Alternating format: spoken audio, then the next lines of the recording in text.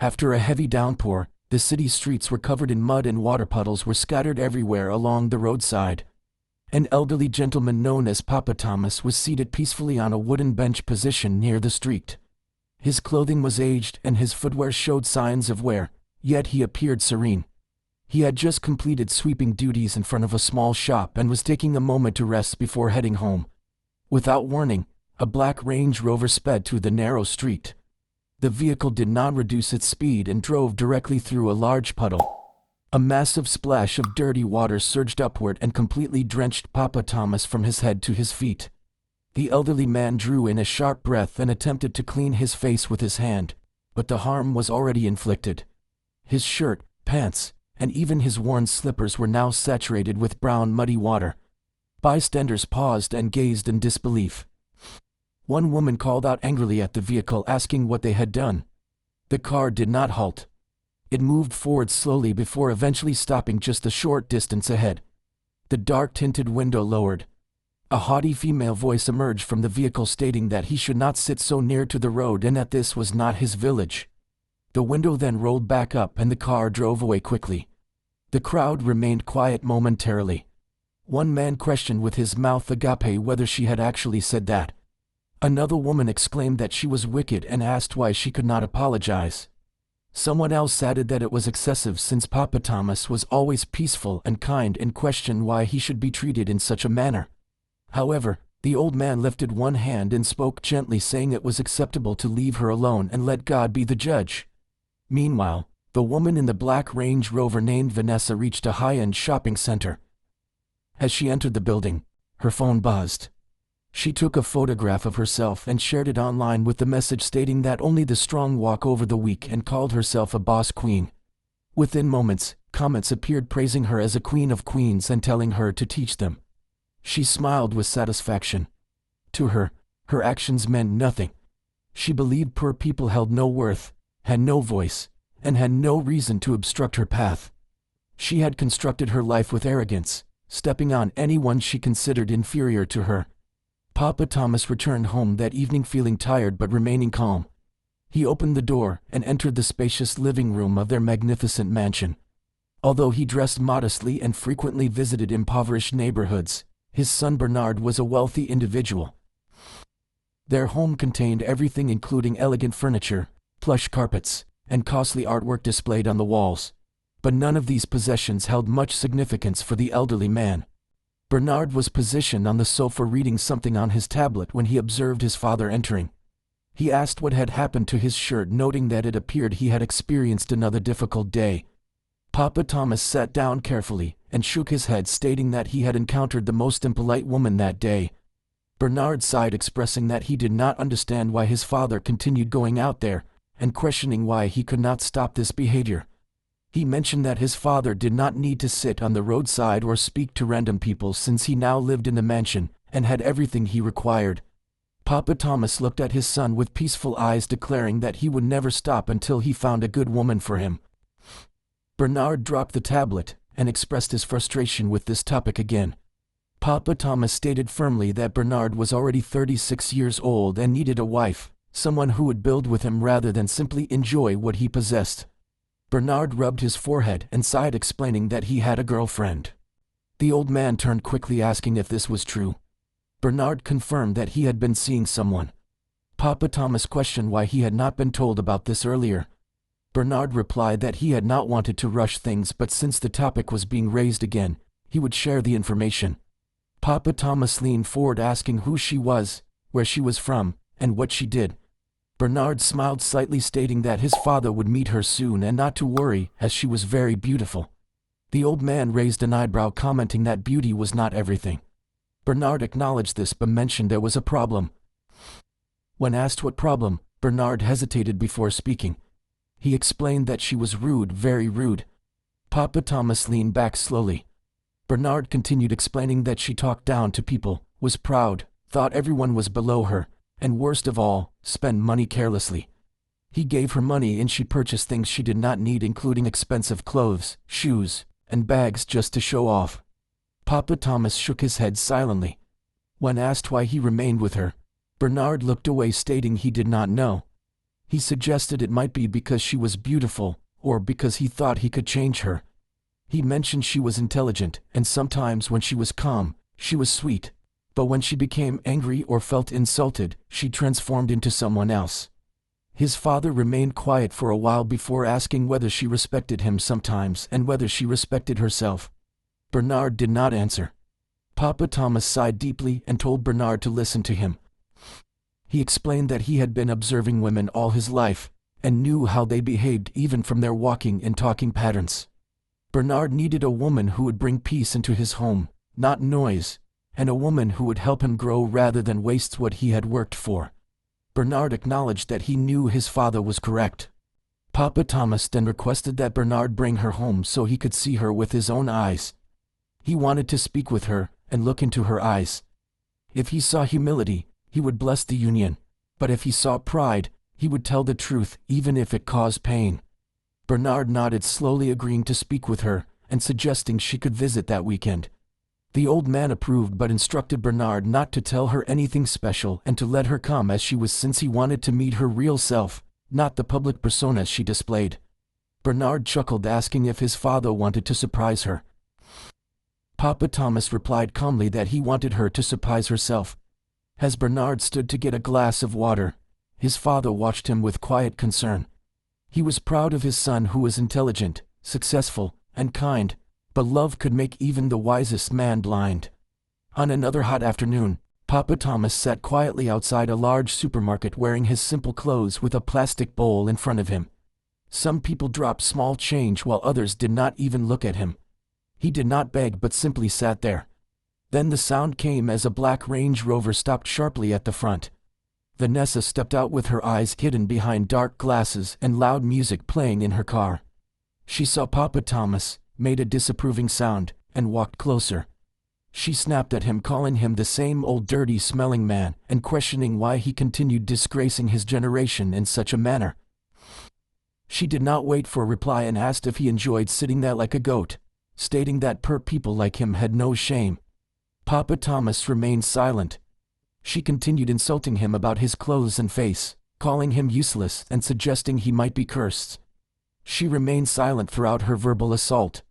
She accused him of being the reason Nigeria was backward, sitting there waiting for help instead of dying quietly.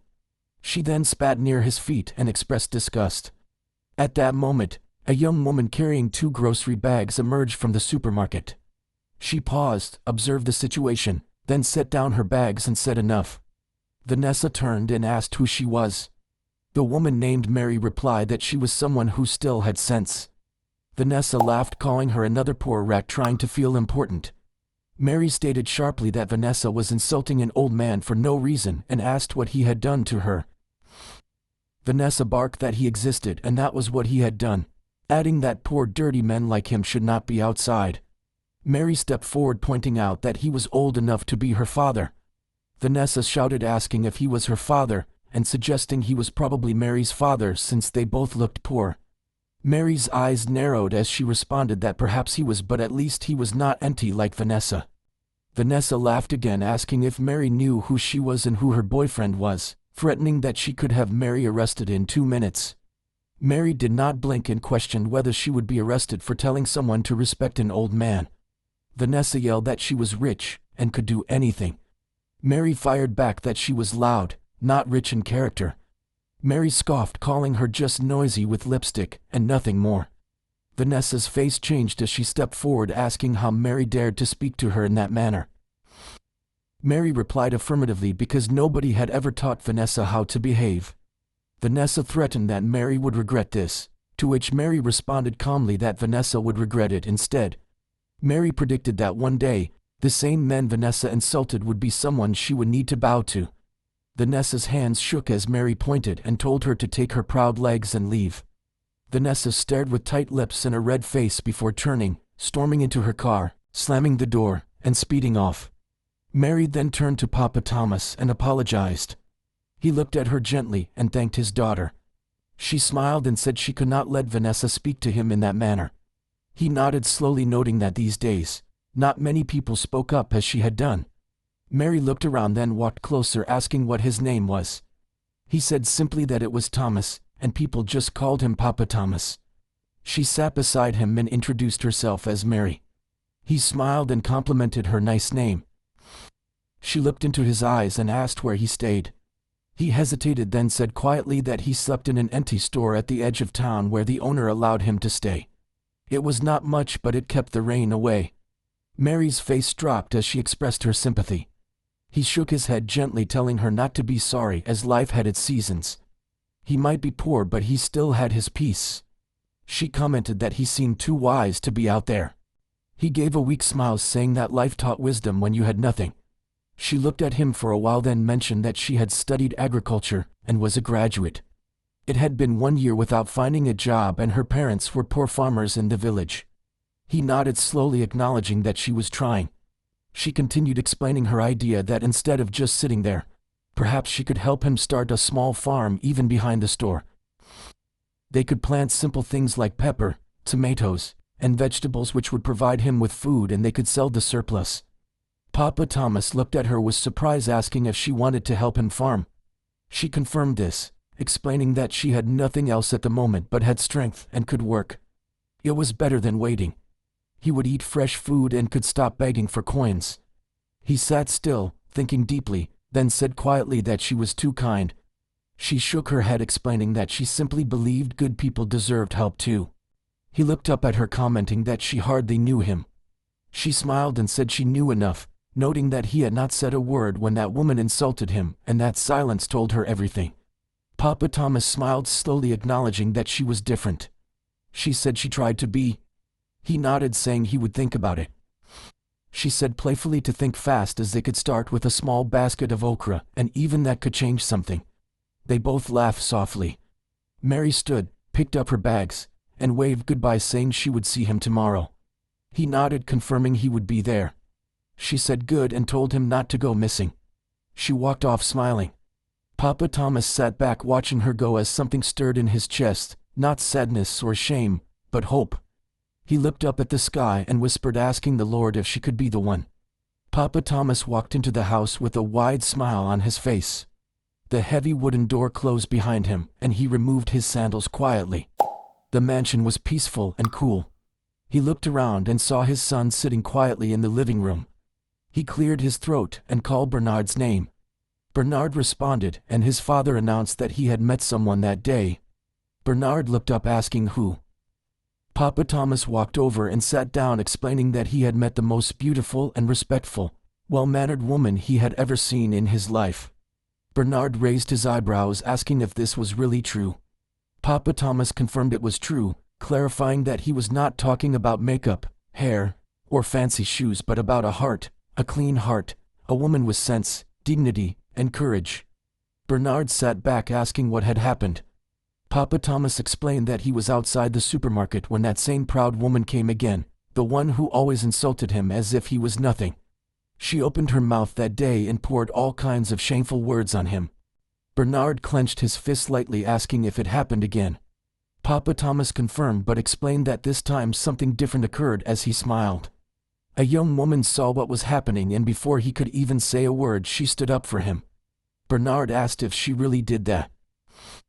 Papa Thomas confirmed that she insulted that proud girl without fear, not shouting like a mad person, but speaking with clean yet strong words filled with fire and wisdom. That rude girl had no choice but to walk away in shame. Bernard remained silent as Papa Thomas continued, explaining that afterward, she came to sit with him without rushing or acting proud. She simply sat down and asked if he was okay, treating him like someone who mattered. Bernard asked what her name was, and Papa Thomas replied that it was Mary. Bernard repeated the name questioningly, and his father confirmed it. Papa Thomas continued, explaining that he told her he was just a poor man with no home, and she did not laugh or judge. He asked Bernard if he knew what she said, and Bernard waited for the answer. She had offered to help him. Bernard looked surprised as Papa Thomas explained that she was a graduate who had studied agriculture but had no job yet. Her parents were farmers too, but instead of complaining, she told him they could start a small farm together. She offered to help him find peace through hard work again. Bernard said softly that his father was not serious, but Papa Thomas replied that he was very serious. He had always wanted to go back to farming, and although Bernard had told him to stop saying he was old, that was where he found joy and felt alive. Bernard sighed, reminding his father that they had discussed this, and that he did not need to farm anymore but should rest and enjoy his old age. Papa Thomas responded that rest without purpose was just waiting to die, and that farming was not just about food to him but about peace, patience, and strength. His body might be old but his spirit was still strong. Bernard looked down without speaking as Papa Thomas leaned forward, explaining that this girl Mary had reminded him of the man he used to be. She brought light into his heart that day, and more than that, she gave him hope again. Bernard rubbed his palms slowly across his chin as Papa Thomas added that he was telling him this not because he needed permission but because he had seen something special. That girl was gold, and although she might not have money, she had character, which was what wealth could not buy. Bernard lifted his eyes and mentioned that he had not wanted to say this, but his girlfriend was coming tomorrow. Papa Thomas leaned back, asking what he wanted him to do with that information. Bernard paused, explaining that she wanted to meet him. Papa Thomas said sharply that it was none of his business because that day he had met a woman who made him forget that rudeness still existed, a girl who respected him without knowing who he was.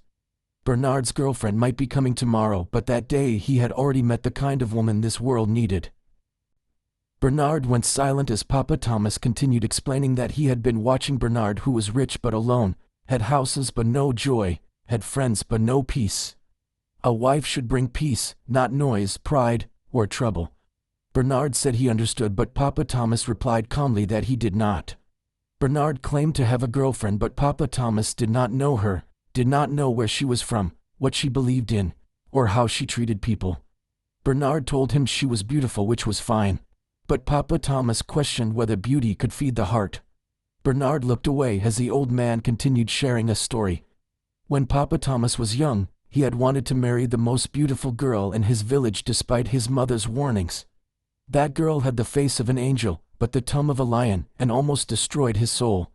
When asked what happened, Papa Thomas explained that she left him, which was the best thing that ever happened because that was when he met Bernard's mother. She was not the most beautiful, but her heart was clean, her hands were hardworking, and her love built their family. Bernard swallowed hard as Papa Thomas clarified that he was not making any definitive statements about Mary yet. All he was saying was not to bring him noise tomorrow and expect him to smile because he had already seen peace that day. Bernard acknowledged this, and Papa Thomas said to let his girlfriend come and show him who she really was, but he would not pretend. If he saw pride, he would tell her to her face. Bernard stood quietly and nodded, expressing his respect for that position. Papa Thomas smiled and said good, noting that he had done his part, and tomorrow they would see. The next morning came quietly as Papa Thomas had already bathed and was sitting in the living room. He wore clean, simple clothes and his face was calm, though his heart was not. He was thinking about Mary and kept hearing her voice in his head offering to help him. He smiled to himself before hearing footsteps. Bernard walked in and stood beside him, announcing that she was on her way. Papa Thomas looked straight ahead and said to let her come. Minutes later, the sound of a car entering the compound filled the air, but Papa Thomas did not move. The door opened slowly as high heels tapped against the floor. Then Vanessa walked in with pride on her face and handbags swinging by her side. She looked around the house impressed, commenting that the place was nice, though not as modern as hers, but still acceptable. Then her eyes landed on the old man sitting calmly on the couch, and she froze as her smile vanished. Papa Thomas looked up at her but said nothing. Bernard stood between them, confused, as his father announced that he knew who she was. Vanessa swallowed hard, asking if it was him. He replied calmly that it was and that they had met before twice. Bernard looked at her, asking if she knew his father.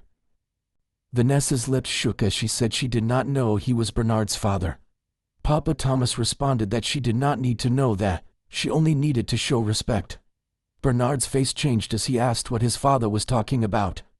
Papa Thomas turned to his son, explaining that this was the same woman who had splashed mud on him by the roadside and called him names, telling him he was useless and mocking his poverty. She had done it again at the supermarket yesterday. Bernard slowly turned to Vanessa, who could not speak, asking if this was true. She said quickly that she did not know he was Bernard's father. Bernard replied that she did not need to know that, and questioned how she could insult an old man in public twice. She shouted that she thought he was a beggar, to which Bernard snapped that he was a human being, and even if he was a beggar, that was not how to treat people. She said, almost whispering, that she did not mean it like that. Papa Thomas stood slowly, stating that she did not mean it, but she said it. She poured shame on him because he looked poor and spoke as if she owned the world. But now the same old man was the father of the man she loved. Vanessa opened her mouth, but no words came out. Papa Thomas asked her to tell him whether she would have behaved better if she had known, and she said softly that she would have. He replied that she was not truly kind because real kindness did not depend on who was watching. Vanessa's eyes filled with tears as she pleaded for forgiveness. Papa Thomas shook his head, explaining that she was not sorry for what she did but sorry because of who he was. Bernard was silent, breathing hard with sharp, disappointed eyes. He told Vanessa that she had said she was bold and claimed to love him. She insisted she did love him, but he responded that she loved herself because the woman who loved him would respect his father. Vanessa dropped her bag, pleading with Bernard. He looked at her one last time, then turned away, telling his father that he had made a mistake. Vanessa walked slowly to Papa Thomas, asking for forgiveness. He looked at her quietly and said that forgiveness was easy but trust was not. She had a chance to show who she really was, and she had shown them. She wiped her tears, saying she could change. He nodded, saying that was good, and she should start by changing how she treated people who could do nothing for her.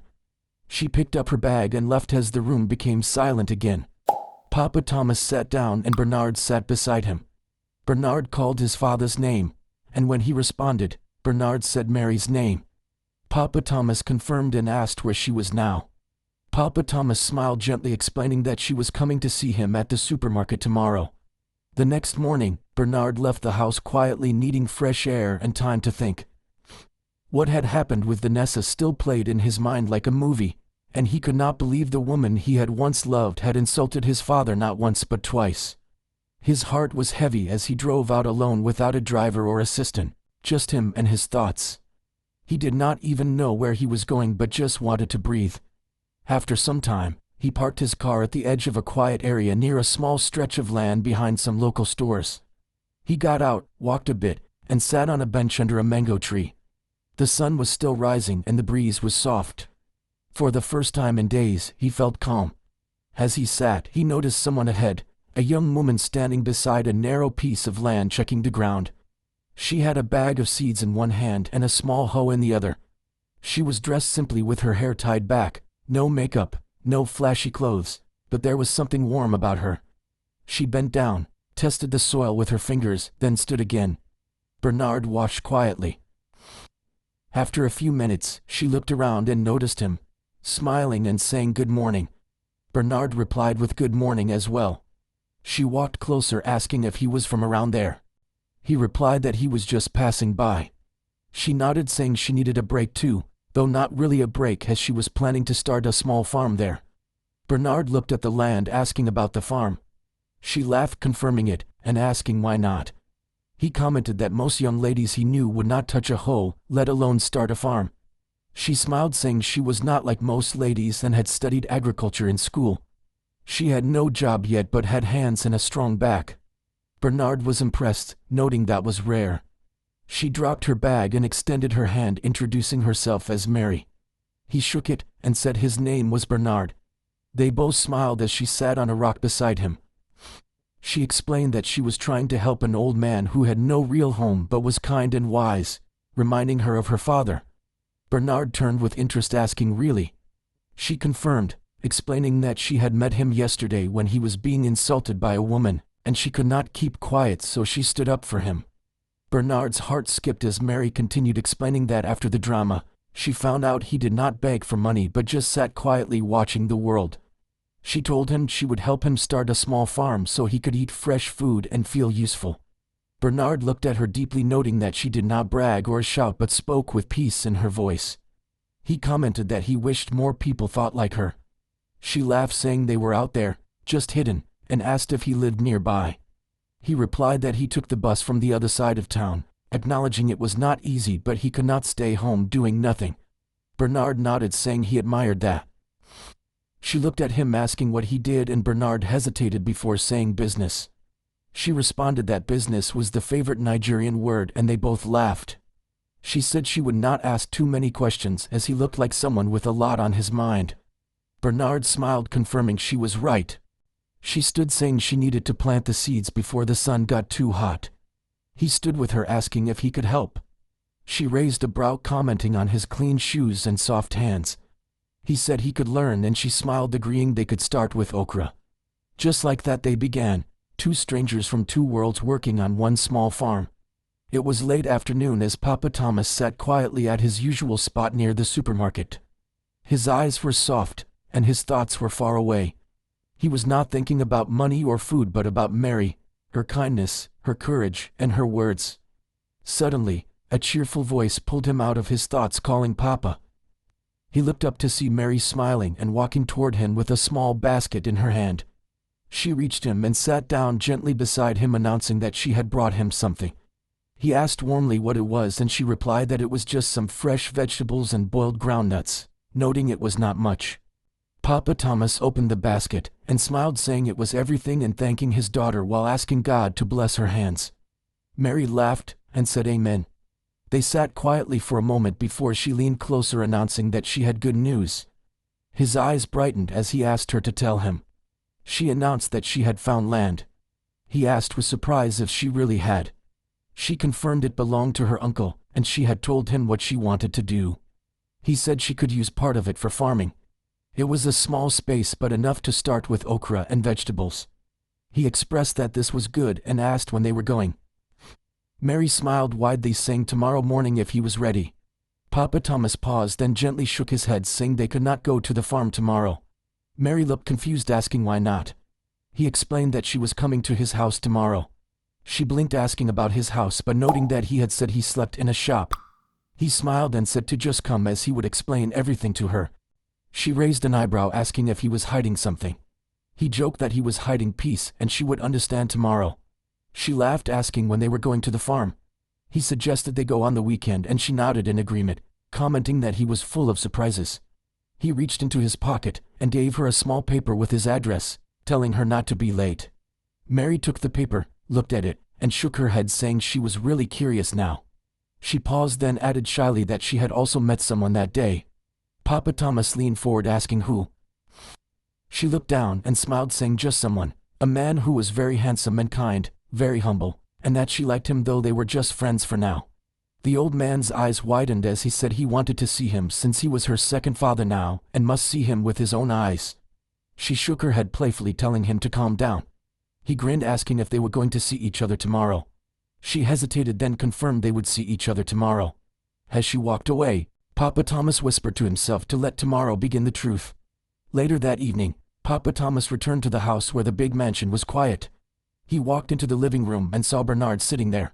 Bernard called his father, saying he could tell him something. Papa Thomas replied yes, and Bernard announced that he had met someone that day. Papa Thomas sat down, already smiling inside, asking if he had. Bernard confirmed he had met a woman not like the others, who was beautiful but simple, intelligent but calm, and hardworking. She was farming under the sun. Papa Thomas leaned forward, asking what her name was. Bernard replied Mary. The old man closed his eyes briefly and smiled. Bernard added that she was the first woman who had ever made him want to sit and listen without rushing. Papa Thomas spoke slowly, saying he would like to meet her. Bernard replied that he would very soon. The old man leaned back and smiled again, whispering in his heart that tomorrow Bernard would meet her in the most unexpected way. The next morning, Mary stood in front of a large black gate, holding her simple handbag and the address Papa Thomas had given her. She looked up and down, double-checked the number, then looked again, whispering that the place was too fine and questioning if this was really where Papa Thomas lived. A security man stepped out of the small gate beside the main one, asking if he could help her. Mary nodded, saying she was there to see Papa Thomas, and that he had given her the address yesterday. The man looked her over, then said to wait there before walking back inside. Mary clutched her bag tighter, with her heart beating faster, sensing that something was not right. She had come expecting to see a small home or maybe a family friend of Papa Thomas, but this mansion was nothing like that. It had tall white walls, big flowers in front, and a smooth driveway. The air even smelled different. Before she could overthink it, the gate opened and the security man told her to come in. Mary walked in slowly with her sandals tapping gently on the smooth tiled floor outside. She stopped near the wide entrance, stunned by the beauty around her. The house looked like something from a magazine with clean walls, glass windows, flower pots, and a calm silence. Then she heard footsteps and someone calling her name. She turned slowly and froze as it was Bernard, the same man she had met near the farm, the same man who had helped her with the seeds, the one she had laughed with, the one she liked. He stood there dressed simply but still looking like the man she could not stop thinking about. Their eyes locked as she whispered his name. He stepped forward with eyes wide with disbelief, saying her name in return. She looked around again, noting that he lived there. Before he could reply, another voice came from behind him calling her his daughter. She looked past Bernard and saw Papa Thomas walking out of the living room, smiling from ear to ear. Mary gasped, saying Papa, and took 2 steps back, asking if he lived there. Papa Thomas chuckled and walked toward her, confirming that this was his house. She asked about his claim of sleeping in a shop, and he nodded calmly, explaining that he had said that because he wanted to see how people treated him when they thought he had nothing. Mary's eyes moved from Papa Thomas to Bernard and back again as she pointed at Bernard, asking if he was his son. Bernard smiled slowly, confirming that he was. Mary covered her mouth in shock, saying she did not understand as everything did not make sense. Papa Thomas walked closer, apologizing for hiding the truth but explaining that she had shown him her real heart. She had helped him when she thought he was a poor, homeless old man, which was something rare in this world. Mary's eyes watered as she accused him of testing her. He said softly that he was not testing but watching, as life had taught him to observe. Many people passed the rich and knelt for them but spat on the poor. She had done the opposite by giving him food, offering to farm with him, and making him feel seen. She looked at Bernard, asking about him. Bernard stepped closer, explaining that he did not know either, and had met her by chance, never imagining she would be the same person his father kept talking about. She shook her head slowly, holding back tears, saying this was too much. Papa Thomas smiled, noting that it was good because now no one could say she was chasing money since she did not know anything and just followed her heart. Mary looked down, claiming she had not done anything special. Bernard said gently that she had been kind to a man she thought had nothing, which was rare and powerful. Silence fell between them for a moment before Papa Thomas broke it, telling Mary to come inside as she was home now. She looked up again, still emotional and overwhelmed, asking softly if he was sure. Bernard extended his hand, saying yes please, and she took his hand as they walked into the house together, not as strangers but as something more, something real. The house was quiet now, with Papa Thomas having gone inside to rest, leaving Bernard and Mary alone in the large, beautiful living room. Bernard sat beside Mary on the couch, looking at her and unsure how to begin, but he did not wait too long. He said her name gently, explaining that he did not want to waste time. She turned and looked at him as he continued, acknowledging that they had just met, but he felt something strong, something he had never felt before. Mary listened with her eyes fixed on him as he clearly stated that he loved her from the very first time he saw her. She blinked slowly as he explained that he did not just admire her or enjoy her company but loved her strength, her calmness, her confidence, and the fact that his father loved her too was a big plus for him. He leaned forward with a sincere voice, telling Mary he wanted to marry her as soon as possible. She looked at him speechless for a moment before saying softly that she was not going to lie and that she loved him too. From the first moment they met near the farm, she felt peace and did not even know who he was but felt safe with him. He smiled with a full heart as she smiled too. She said gently that if he truly wanted to marry her, she would say yes. Bernard reached for her hand and held it firmly, thanking her and calling her the most beautiful and intelligent woman he had ever seen, announcing that she was going to be his wife. Mary blushed, but her face turned serious as she mentioned there was something she must do first. He asked what it was and she explained that she had to go to the village to tell her parents who lived there and must know. Bernard paused as her words echoed in his head about her parents living in the village. He sat up straight, saying that could not continue. She looked confused, asking what he meant and mentioning her parents. Bernard stated firmly that his parents-in-law could not live in the village while he lived in a mansion. Her eyes widened as he explained that he had many houses in the city and would give them one. He wanted them to stop farming and leave the village as they had suffered enough, and he wanted them to enjoy peace now. Mary stared at him with her mouth open and hands frozen, asking if he would really do that for them. Bernard explained that he was not marrying only her but marrying into her family and must honor them like he honored his own father. Tears welled in Mary's eyes as she said that no one had ever said something like that to her before. He gently wiped her tears, saying she was worth it, and that from that day, her struggle was his struggle, and her joy was his joy. News spread quickly in the city that Bernard, the quiet billionaire, was getting married, but not to a rich girl or celebrity, but to a simple, respectful lady named Mary. People were shocked, with some smiling and praising his choice while others were jealous. But no one was more angry than Vanessa. She heard the news from one of her friends at a spa, asking sharply what she had just said. The friend confirmed that Bernard was getting married to that girl, and she had even heard she was from the village. Vanessa's expression grew dark and angry, her jaw clenching as her hands trembled with rage. How dare he treat me this way, she thought. She rushed out of the spa and got into her vehicle, seething with fury. Later that evening, she contacted a dangerous man called Sko, who was known for carrying out illicit activities. She spoke to him in an icy tone, requesting his services. When he asked what she needed, she explained her sinister plan to hide illegal substances in Bernard's workplace, and then tip off the authorities. This would result in his arrest, public humiliation, and imprisonment, effectively ruining the upcoming wedding.